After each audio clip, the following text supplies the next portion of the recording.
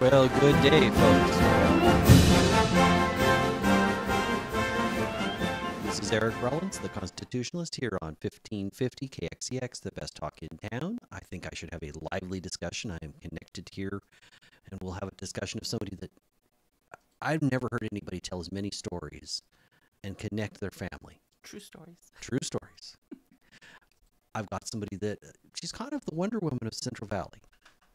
Oh. She's running around, constantly working, moving us in a more freedom-based direction. I wouldn't say always Republican direction, because I don't think Republicans are somewhat flawed. I would say freedom-based and conservative.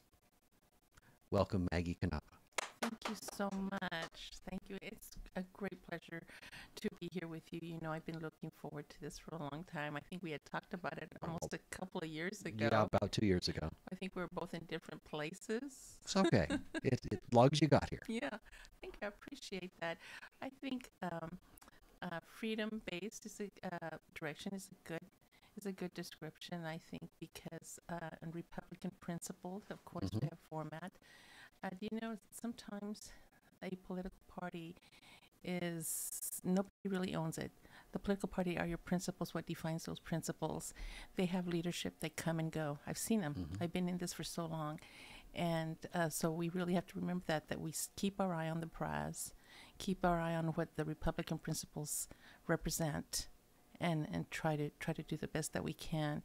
And above all, being communicating with all people of all parties. Just the fact that we can disagree, even if you're with the other party, you have to respect their freedom to make a choice to choose their politics. And the fact that we can disagree says a lot about our country. When we disagree, even in out loud, we're in a country where we're not going to be imprisoned for having disagreements. That in itself is a celebration. That is kind of a rarity. Around the world, it tends to be, whether it's communism, a dictatorship, whatever authoritarians seem to have ruled the world for, and that still rule most countries. And we can have a huge diversity of opinion, which I think is more important. And then we've got this melting pot, at least I hope it's a melting pot, of all of these amazing cultures, and we all largely get along. I love that expression, the melting pot. I just think there are things that cross the line, that threaten our principles and the foundation of why this country even exists. And when that happens, you have to have the courage to say it out loud, and you have to have the courage to act on it. And it's absolutely a call to action. Yeah, for sure. So we were talking beforehand. How'd you get started? Kind of, you had an interesting way to jump into politics. It wasn't really quite politics. You were still in school when all of a sudden you were active. Politics as a structured organizational kind of thing. Politics is, I guess, the moment you're born. I mean, really, politics is your lifestyle. It is knowing that there has to be law and order even within family. And having the parents and the leaders, which are your parents, to guide you. And then you start getting into the more formal organizational kind of thing. For me, it was in 7th grade. I ran for student council, and I had my little campaign manager. His name was Stephen Terry, and I think he had a crush on me, so he volunteered to be my campaign manager. And we had made big signs and did what 7th graders do, I guess. And then from there, I was in high school. I was involved in student government also. That was fun. And even that, found out what the politics is within the school board when you want to start a new high school club, and which we did. And you have to go get it approved. There's a lot of red tape, and right now it seems simple, but for a junior and senior high school person, getting to know that part of how the education system works, that was very interesting and good education. I would absolutely say that kind of set the groundwork. Yeah. It allowed you to kind of learn how to because politics, it's how we decide the rules of the day. Kind of the laws and the rules happen because of politics. For me, I want to be very clear that politics is like a twofold thing. It's the action, the execution, and the steps that you have to go forward depending on the circumstances, things that you have to do things right and correctly and by the book. And then there's the politics of the soul, which is something my parents taught me, to do the right thing and to be fair. That's a kind of a softer politics, if you may. I don't know if that's a good expression to do, but to say. But my parents taught us very well, and to be fair. And the most important lesson that they taught us was life is not fair. Life is not fair. You try to do the best you can to, if it's within your control. But I think failing at a goal is not a moral fail. It is a challenge. It's a test to get up and get going again. So adversity makes us. Often. Occasionally it breaks somebody, but I think it also gives you the opportunity. It's like competition. Not all competition's good, but most of it makes us stronger and better. Well, yeah, it certainly identifies your character, because there's a saying that my mother used to tell me, and I'll translate it, but I'm going to say it in Spanish first. She would say, "Mija, pase lo que pase, usted nunca jamás se me vaya a acobardar de la vida. Usted siga adelante," which translates into, "Mija," being my daughter, no matter come what may, don't you ever cower out on life. Don't you ever cower out on life, and you have to go forward, because there is no backwards. You go forward. Backwards doesn't exist. If you have to reinvent yourself, if you have to try another way, or maybe you're not just saying, it's like in with a sales presentation. A no is really a yes, because you just haven't said the right words to your client. Well, if you have a can-do attitude, yes. I would have loved to have met your mom. Oh boy, yesterday was her birthday, and she was born in El Paso, Texas, and my dad was born in the wonderful northern state of Chihuahua. Chihuahua, a true person from Chihuahua pronounces it with an SH, not a CH. And he was a cowboy from day one. I think he learned to ride a horse before even walking. And my dad's mother was 100% Taurumara, which is the Indian tribe indigenous tribe from Chihuahua. So I'm proud of that lineage. They sustain a lot. They have a large capacity to sustain challenges, and hopefully I draw from that. And of course, my mother's family also was from Tejas, Texas, and that's where a little bit of my accent comes from. So you were born here? No. I was born in the land of enchantment, New Mexico. Okay, but you were born as a U.S. citizen. So absolutely. You're for your family the first generation. Yeah. Yes. They were born elsewhere, but then became citizens. My brothers, there's 10 of us, and all my brothers and sisters, except the youngest ones, my little sister, myself, were born in the United States of America. And we lived in a small community called Columbus, which is 3 miles north of the Mexican border. I was born in Deming, 32 miles north, but I went to school in Columbus, which was the first time the United States has ever been penetrated by a hostile force, which was Pancho Villa. And so we had all that history around. We played in the Pancho Villa Park. The old hotel had not even been fixed yet, the one he burned down. So we used to play in the old hotels. The old train station was the library. And that was a great, great upbringing. We lived in a ranch where our nearest neighbor was 5 miles away. And on holidays, we ate store-bought food. And so, like, we actually bought milk during Christmas, and that was great because that was different. Yeah. Because we had everything we had in the ranch. Dad used to say, you don't have everything you want, but you have everything you need. And we did have everything we ever wanted, actually. That kind of hard work and having parents that came from another country tends to give you a different appreciation. I've interviewed quite a number of people that they either were born in another country or their parents were born in another country and they're U.S. citizens, and they bring a different perspective. They are more thankful. Well, my mother, for the opportunities. Yeah, my mother was in love with being a patriot. She was such a huge patriot, and because she was born here, she never let my dad forget it either. My dad lived here almost all his life, and so, but he never became a citizen, and it was a spiritual thing for him, and I respect that, because he used to say, quiero morir como ciudadano de la tierra que me vio nacer, which means I want to die a citizen of the land that saw me being born. And of course he was a legal resident and everything was good, but he made no bones about it. And he was adamant, he was extreme in letting us know that was your father's house. That was my destiny to be born in Mexico. Your father's house comes second now. This is your home. You're going to live and die for your home. And he says, you're American. You're not Mexican American. Take that hyphen out. You're American. You have complete ownership of what that, and along with the ownership comes responsibility.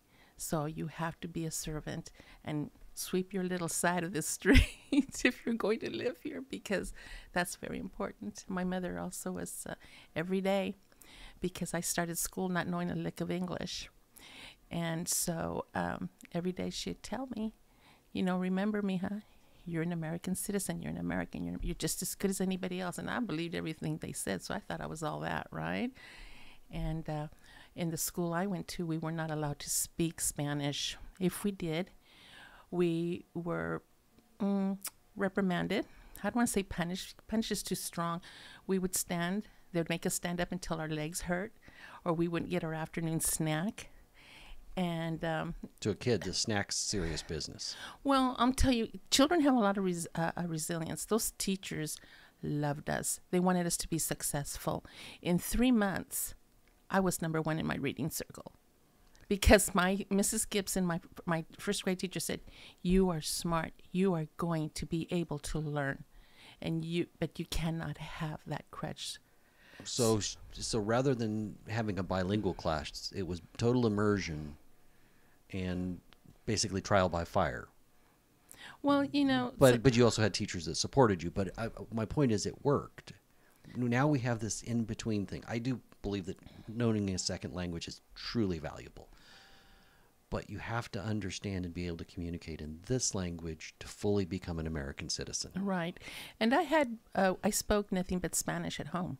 Well, then you had it down. Yeah, and because I was one of the youngest, there was no preschool or kindergarten. I just went straight to first grade. But so I was already 6 years old when I started school, and my older brothers and sisters would come home and I'd say, "Oh, háblame inglés." I wanted to learn how to. I used to say, I would know how to say please and thank you, but that's my core. So with that core, you took that core and you've been involved in politics. So one of my big questions is, you've specialized in helping and reaching out to the Hispanic community. Do we want to use? I know we don't want to use Latinx. Is Hispanic okay?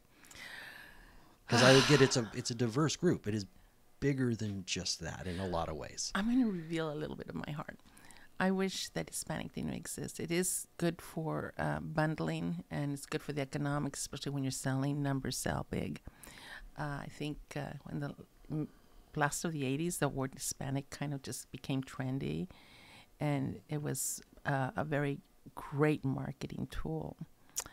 And but we're really Americans. We're all Americans, and but it's important to identify your beginnings. I'm very, very proud of saying that my roots are from Mexico.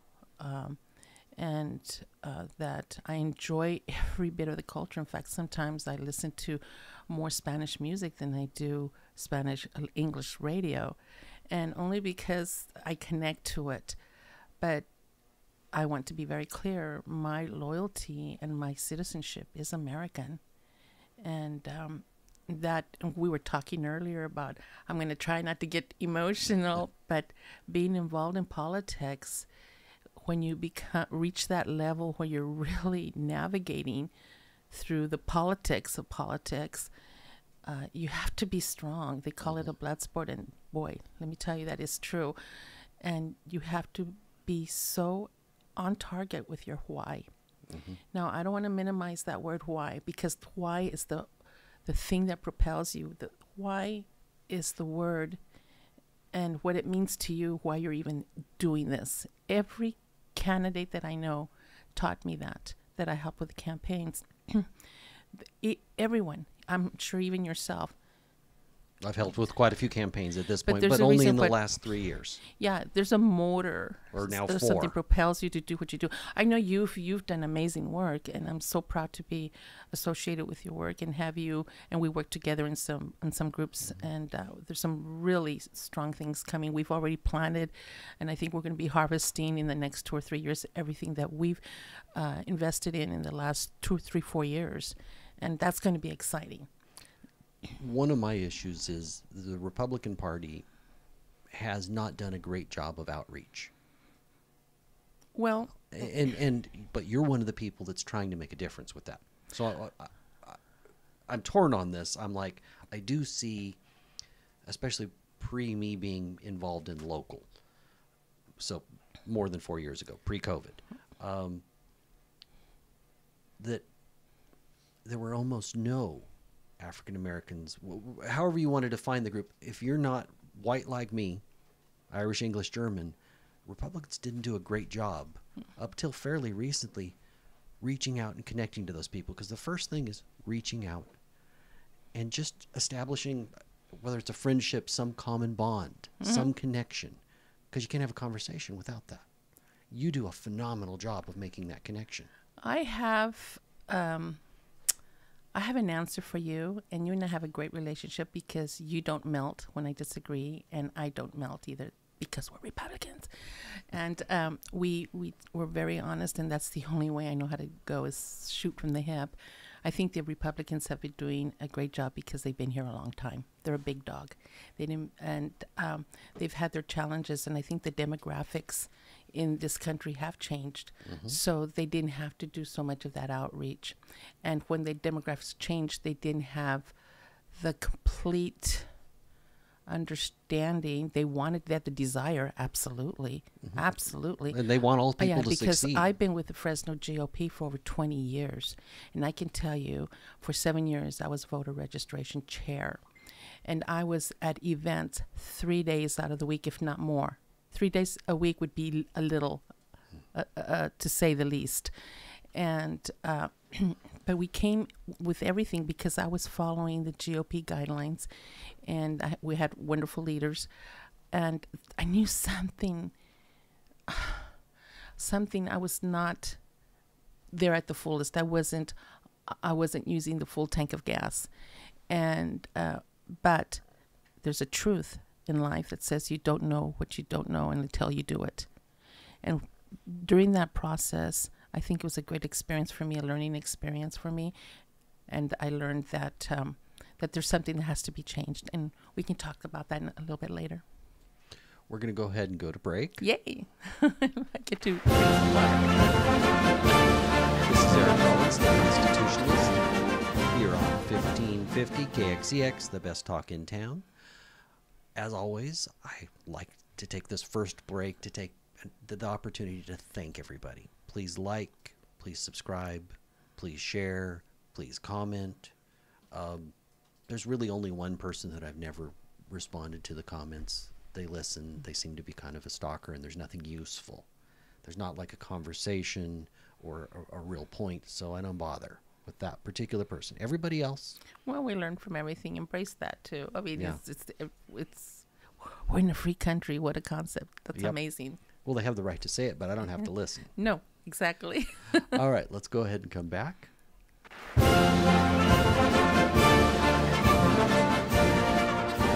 This is Eric Rollins, the Constitutionalist, here on 1550 KXEX, the best talk in town.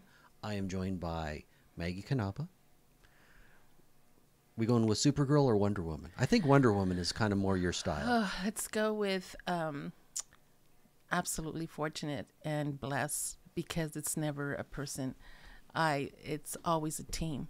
I gotta tell you, if there wasn't, I'm always attached to a group. I used to do a lot of research and out there in the community. I don't think there's a door I haven't knocked in the Central California Valley, but I decided that when you associate yourself with different people and become a team, that's when things really get done. If you can get along, you're stronger.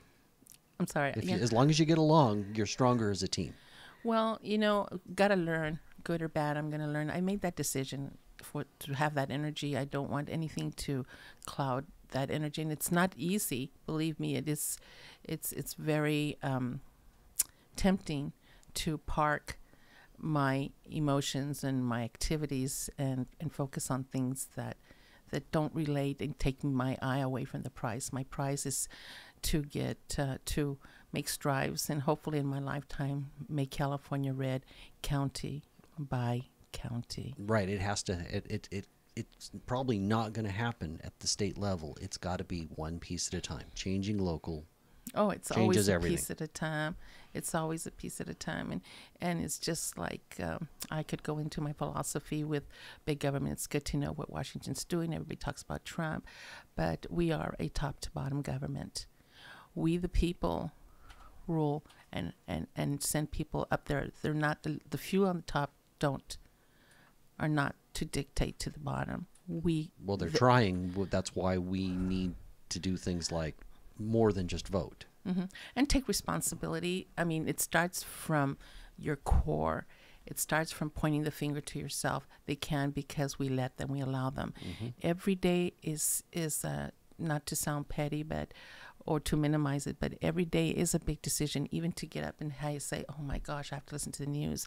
And you're bombarded. So that's where your why comes in. The why sustains you. We talked a little bit before about the why. And I'll tell you what, my why is my family. And we said we would be talking. My family is everything to me. I never had children. So where there's 10 of us, I have 6 sisters and 4 brothers. Well, there's 6 girls and 4 brothers. And so do you even know how many nieces and nephews you have?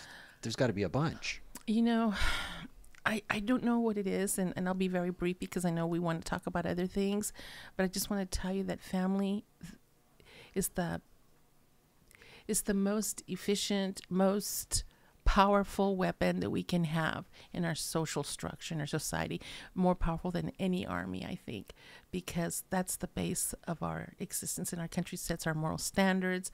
It makes people do good, and it just all connects. And so I talk with my hands. I'm not supposed to hit the table. You warned me.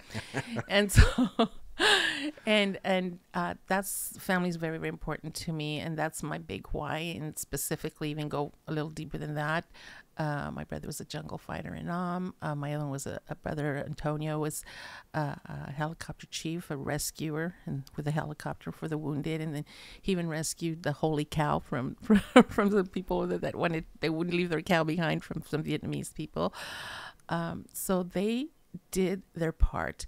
I also had my brother's girl that was in the Baghdad airport for 2 years, and then taken to Afghanistan.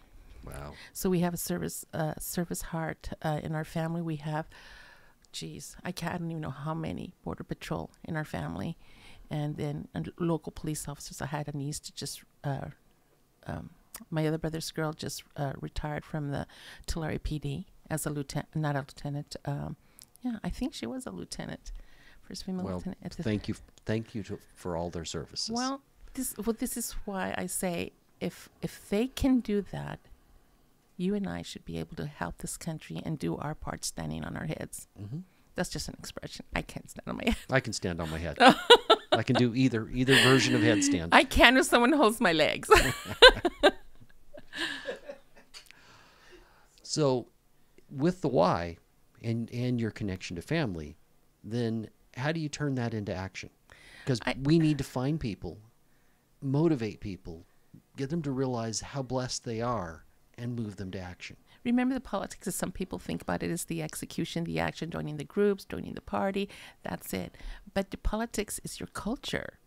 It's the way your thought, the way you want your principles. That's where it has to start, because that's going to um, make the path of what So- execution you can do. So how do I? The question is, how do I connect both? Yeah. How do you get people to move to action? How do you connect that foundation of family Well, I know, and the why and the why. to action? How do you get people to use that message? Well, to first connect the them? family and the why motivate me, which it gets to me, and then I involve myself with the practical and the realistic protocols of doing the politic work. I had to choose a party, and because I am pro-life, I had no choice.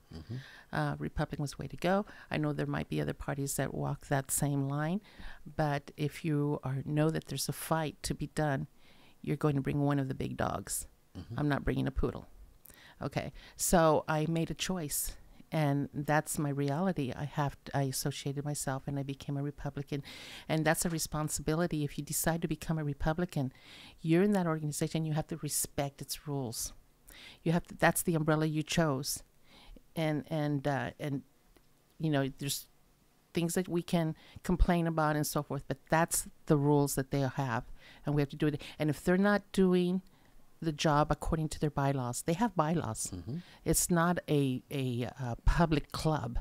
Bylaws and a party platform. Yeah, bylaws and public platform. Which the two main things in the bylaws are that you have to help elect Republican candidates, and of course the other, which is everything, is voter registration. I'm on my Republican Central Committee's voter registration committee. Absolutely. I was the GOP for 7 years, being the chair for that, and it's all about exposure. And remember, sometimes things happen at different sequences in life, because maybe when you're approaching this and you're in the pioneer stage of changing and transitioning over to a different demographic and the frequency and even the way the lifestyles are now, sometimes it's easier now because that exposure, other people have helped you transition into that.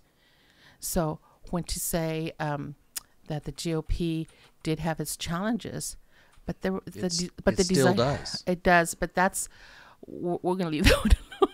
That's. But it always will, is the thing. Any large group of people will have its challenges. It's, can you stay focused on the mission and get the things done? I think in such a huge organization as the RNC, as on a national level, and of course the California Republican Party, they all have they always will be. That's going to be eternal. That's always going to happen. But really, the only person that you're responsible for and leave your own footprint is you. And with the Republican National Hispanic Assembly, which I was. So that's a group. The Republican National Hispanic Assembly is the reason why I stepped and took a little bit of a vacation from the Fresno County GOP. I was asked to be the regional director, which encompassed a territory of Kern County all the way to Yuba City to the Nevada border. And I'm a team builder. That's my job. That's a lot.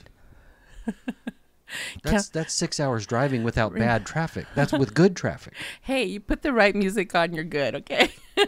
And there's a lot of things. A lot of my work has been done, and I drive quite a bit, but I did that for 4 years, and Fresno was my first chapter. I'm happy to say we have a Bakersfield chapter. We have an ambassador in Tulare County, Madera County, Merced County. I'm working on San Joaquin County, which Stockton is the county seat to San Joaquin County. Then we have Stanislaus, which is the Merced area. And we have Tuolumne County. We have an ambassador in Tuolumne County. Praise Jesus. And so it takes a lot, and it's never a one phone call effort. It takes a lot. and it really, you have to make, again, comes the why. Why are you doing this? I mean, you could make, I have a college degree, and I could be maybe in a better, I'm self-employed because I need that freedom. And when you're self-employed, there are challenges, but you have the freedom. And that's a decision like everything else you make in life. So sometimes you take the gig where you know you have to work. In Bakersfield, I'm just moving back to up north. I was in Bakersfield for a while, and there were absolutely opportunities for me, and I was account manager for a large radio station, I won't say, and I loved it, and it married with my communication skills, and we got the job done in Bakersfield. In fact, we had our first state executive meeting in a little country ranch in Bakersfield, so that was a lot of fun. So you're taking and starting groups and trying to move those people to action, because the whole idea of the group. Yeah, it's more than a group. It is part of the Republican Foundation, part of the, we're not a group, we're not a coalition, we're not a club. We are part of the Republican organization. We are the Republican National Hispanic Assembly, the largest Hispanic political organization in the United States of America. That's Hispanic.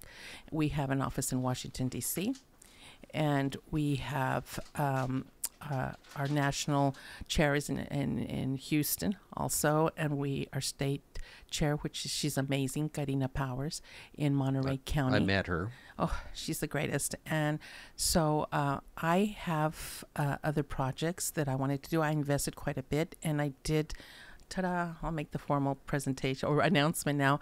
I did resign as the regional director, and I also had become sitting on the state executive board as secretary, and did that. I enjoyed it, and it's absolutely good. Again, paths open up, and there's efforts that you have to do a lot of soul searching and praying about, and saying, well, maybe this is something else I have to do at this moment right now. But I do encourage for people, I invite people to get involved with RNHA, Republican National Hispanic Assembly, and because our goal is to be exclusive on the Hispanic voter base, but we're inclusive on everyone. We work with all your groups. We work with the CRA, we work with the Rifle Association. Well, the local Fresno, I don't know the organization beyond local, but local, you invite everybody, whether they're a member or not, whether they're in any way Hispanic or not. It is a very welcoming organization here in Fresno County. I'm always happy to go to meetings. I'm just super busy, and I know if I join, you're going to want me to do more, and I can't do more. No, I can't be everywhere. Honestly, and there's so many other great groups and great souls, and you know that. I mean, we went on a group of us went to dinner, and it was such an unexpected bonding and understanding, because we had a common goal, a common belief. And but no, I mean, we are proud to work with the groups. Of course, there's no doubt we are sovereign. We are not the GOP. We are not the CRA. We're not the Rifle Association. But we know, we have a clear understanding. We better hold hands, and we better get united, and we better go forward with respect. With respect. And I love our chair is Eulalio Gomez. He's a retired sheriff. Good guy. Oh, geez. Yeah, great respect. And so, believe me, there will never be disrespect in our meetings. You can count on that. So you often have a speaker, so it's about education and bonding. Once you realize you're not alone, it's a lot easier to act. If you have somebody there that's willing to stand with you on some project, whether that's walking for a candidate or making phone calls or just talking to people or a voter registration, there's a myriad of ways for people to get involved. Join a group, even if it's the wrong group. Join a group, because it'll open a door and make you realize you're not alone, that we have a civic responsibility to be involved. And you never know if it's wrong if you don't try it. That's fine. You don't know until you do it. You know, that is just doing it, is getting involved. If you have questions, sometimes we feel all these emotions, and we know we love our country. Everyone, I think, for the most part, are proud to be Americans. For the most part. For the most part, but we need to measure and keep our eye on the prize, and know that parties were there to help us, but we are Americans. I love that concept of the melting pot. I think we should really focus on that instead of the hate, because we should celebrate that we don't think alike and that we can actually do it out loud. However, there are lines that should not be crossed, and that's, I think, you have to take a stand. Well, there's your principles. Yes, yes. And but as far as RNH is concerned, I'm very proud to be a member. I'm just with not much authority. I'm just a member. Mm-hmm. I'm a member of the part of the membership for Fresno County, and I bring all that I've learned through my being regional director for so many years, and it's a good thing. My decision was a good thing. I feel really good. There are very aggressive goals and paths, and I think you know my personality. Mm-hmm. I just don't do things 100%, and or less than 100%, or less than, or not even 110. And so there are things that I believe that I would be to my advantage to act on and get involved more in the valley. You'll definitely going to see me.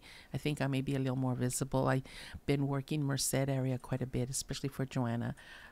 So Joanna Rose Garcia, Assembly District, is that 31? 27. I think it's AB 27. Is that correct, Mr. Producer? 27. Okay. I hate being right all the time. Yeah, it happens too often. I'm so modest. No, it is Assembly District 27. Believe me, it's I good worked candidate. So many districts. I like Joanna. I've had her on the show.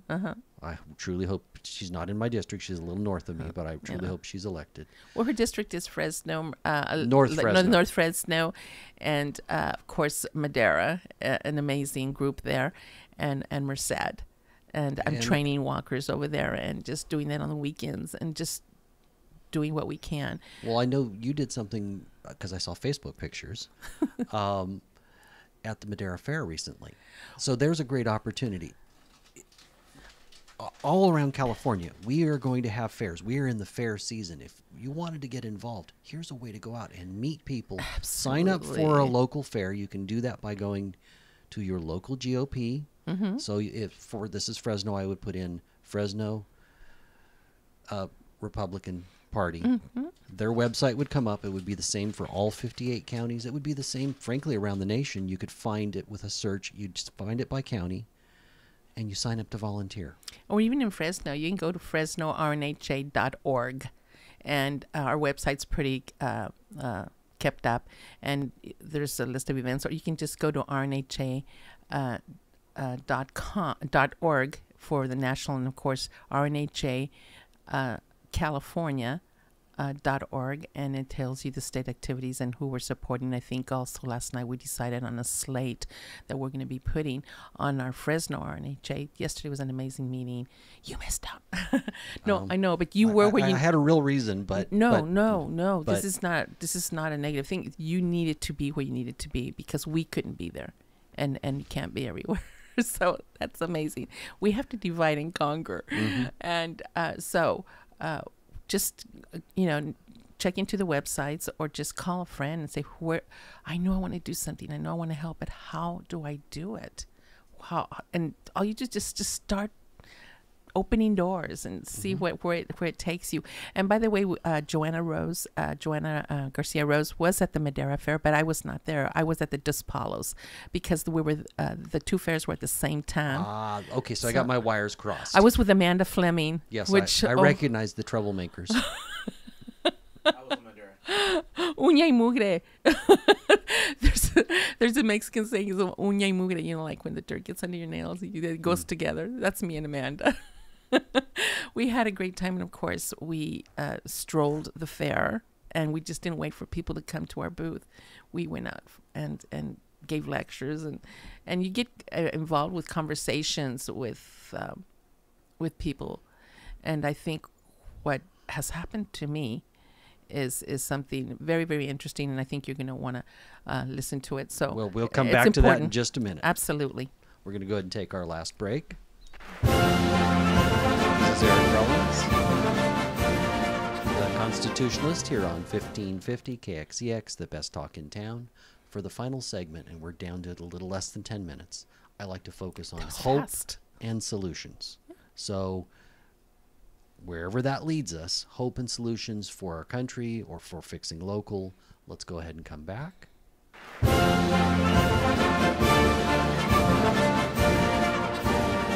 Eric Rollins, the Constitutionalist, here on 1550 KXCX, the best talk in town. I am speaking with somebody that is absolutely an activist, doesn't just sit on her butt, but is motivated to change local, to change our country because she's a patriot. Welcome, Maggie Kanaba. Patriot/freedom fighter. I like that. So you were just about to make a point, so I don't want to take that away from you. No. I think that just hope and solutions is a good thing to think about. Hope on an emotional level, and hope in a very factual, practical. I can prove we have hope, especially when it comes to Hispanic voter base. And I always say that I can speak with authority on this because I didn't read it on the internet. I'm on the street out there all the time in a good way. And I've knocked on the doors. I talked to people of different ethnicities, but it's always about the base of the Hispanic voter base, because that is something we need to reckon with. And we don't want to be, when that tsunami comes, we don't want to be on the beach drinking a margarita.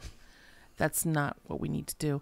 And sometimes life isn't fair. Again, my core, what my parents showed me, the border situation was not fair, absolutely. But guess what? How can we flip this? What can we do to, bring him in, because guess what? We're waiting for him too. And so, it takes a lot of work, a lot of commitment, sacrifice. I'm in a place in my life where I don't have children. So being a parent, my priority would be with my children, obviously. And so maybe my time would be minimized. But hope, I can tell you, because we, when I was with RNHA, with a group of people, we had a Cinco de Mayo booth on the corner of Whittier and Atlantic, I think, right there in East Los Angeles. And when we decided to go there as Republicans, fully dressed, and as with the Republican gear, and we thought, oh, okay, well, let's see what's going to happen. So I've been in difficult situations, so we were all prepared. And it was such an amazing surprise. People in East Los Angeles came up to me and asked, where have you been? Mm-hmm. But that's my point about Republicans haven't done enough with outreach. We need to do things like that. Trump did something important when he went to the hood. Right, exactly. And I that is nothing to be ignored. Trump really was a game changer. But to realistically speak, before, the demographics didn't give that indication. And so, or they just, maybe the effort just wasn't there, or they didn't know how. The desire was there, because I know my beautiful Republican sisters and brothers out there, I know that the desire was there, and they're good people, and they're patriots. They just didn't know. They thought getting an Hispanic vote was setting up a audiovisual thing and going out there and it's talking to people. This is how you get a Republican vote. I won't tell you what I told one of my chairs, but I said I can't do this. I said, because the party comes second. You have to sell yourself. You could have the best product, but if they're not liking you, or you're not approaching them, there's nothing there for them. Mm-hmm. But real quickly, back to the booth in East Los Angeles. Yeah, they said, where have you been? Did you think that we became, for a lot of them, most became Democrats forfeit. And so there is hope. And I can tell you, this is just a few months, a year ago. And we working with some clergy from Orange County, Pastor Martinez, that she told me in Spanish. She goes, I won't even say it in Spanish, I'll just tell you what she said. She said, we've been given the information. Now we want the truth. Now we want the truth. What does that, doesn't that make your skin shudder? Because that doesn't put a monkey on your back. That puts the gorilla on your back. Now it's time to haul some, and you need to do that work, because now they're asking for it. Now they're open for it. I can tell you it was tough, because I was there 20 years ago, setting the booths up in Vallarta, reaching out to the Hispanic community. And the response sometimes was not pretty. Vallarta's a supermarket? The Vallarta, yeah, was primarily I went to, here in Fresno, I would go to First and Tulare. I just had lunch there with a friend of mine. It was awesome. They have the best watermelon drinks ever, don't they? That I had the... Yeah, I was there the Sandia. I love it. So, but to try to do it, the mentality is different. They've been fed. The culture of media has changed. I think everybody says, "Oh, this big great awakening, the woke, and all this manipulation of the alphabet channels that certainly have not been a good thing for media and what the United States is supposed to represent in terms of having professional media, but also at the same time, shows like yours. So many out there, and they're really telling the truth. You know, there's times I used to hear or watch the news in Mexico City, and they would say the things accurately, exactly. They even reported about Trump being in the demilitarized zone, which was historic, and never got reported here. They even reported that he did away with the inheritance tax. Never reported here. I mean, the list goes on. And so they were just very matter of fact about it because they didn't have a dog in the game, not immediate, and they weren't being biased. So sometimes, and then you have your BBC. I don't know how good they are now, but yeah, they depending. They're in some ways better than U.S. media, but they're we got to pray left. For United Kingdom too. We've got to pray for them. Yes, we do. So I had a question. So you were just at the Dos Palos Fair. Yes. Running around with a mutual friend, and you talked about talking to people. A lot of people are intimidated. How is it that you start a conversation? Because, for instance, I know you are passionate and very much on one side with abortion, but if you started there, you're going to run a lot of people away. Where do you start? That's not entirely true, because I tell them, first I have a relationship. I know how to have an 18-second relationship. You can have a relationship just with somebody with the eyes, right? In a restaurant, you know. And I do that with voter registration, especially when they're filling out their forms. Mm-hmm. You always leave out where they have to choose their party. Have them do that last, because you've already had at least a 90-second relationship with them. And believe it or not, they can feel you. People have a God-given Holy Spirit, and they feel you, and you can't fake that kind of stuff. So, anyway, that's what you do. You approach people, and you don't go there as representing a party. You go there as representing principles. You say hello to them, and you make yourself approachable, and then you find a common ground. And of course, there's the practicals. You look around, see what they're about, and find a topic that you can focus on. That's sales training, but and then you just be sincere, and don't waver. Don't be a fakey. And I tell them, I said, give me at least, I said, now I'd say hello to them. And I say these, I'm full of Mexican sayings because, I worked the Mexican fairs for 10 years. And so I know all these little sayings. So I tell them, I make them comfortable. And then I let them know that I represent, then I get serious and let them know. And I ask for the respect. When you ask a Hispanic or a Mexicano for respect, they will not deny it, and they will listen to you. Interesting. We're down to about 30 seconds, maybe a little less. Final thoughts. Oh my gosh, 30 seconds. I can barely breathe in 30 seconds now. My final thought would be get involved, and have faith. Don't lose hope. I can tell you, people, trust me, I'm out. This is not something off the internet. This is not something they said, because nobody really knows who they is. We have hope. We do. And it doesn't matter who the president is, because it doesn't matter. Let's not put the big monkey on Trump. It's us. We are responsible for us. And get it done. I feel like amen is the appropriate ending to that. Oh, we should have started with a prayer. We should have started with a prayer. Thank you, Eric. Oh, thank you. God bless you. Thank you. This is Eric Rollins.